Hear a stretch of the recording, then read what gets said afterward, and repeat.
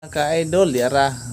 Dito tayo sa labas ng bahay. So hindi pa natin natapos. Mayroon tayong TV na inaayos dito na CRT, yung luma na TV. So ato nindang ginuton kay aron mapamuslan kaysa mapalit pa ta. So madapan ning ayo. Okay mga ka-idol, bali ang voltahe ani maatras jamo trip up. So mo ni itong itangtang So yan atong tangtang ni try na tong tangtang na remove na tong resistor o kanang transistor na TL431. Mo ni nga resistor atong gi-remove kay nag-change value. Yan.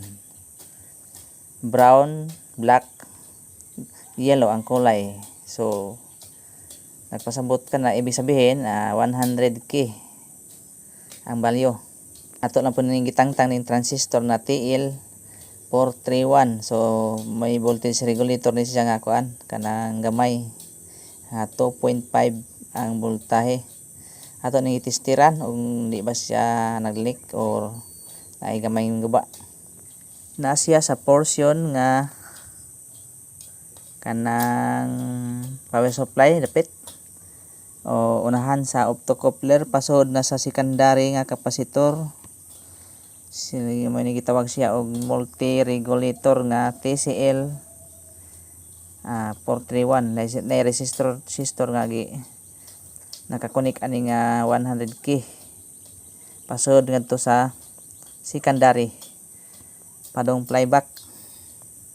Mga ka-idol, mo ni ato ang giayo karon gitawas tog ayo kay so nagsige nagpaningil ang lagi na musta ang may-ari nito. So matagal na ito dito, malapit na isang taon. Mga na siya. So may natanggal tayong dalawang piyesa na maliit. Ito TL431 at saka yung resistor na 1/4 na nag-value kining 100k. Yan, nag-change value.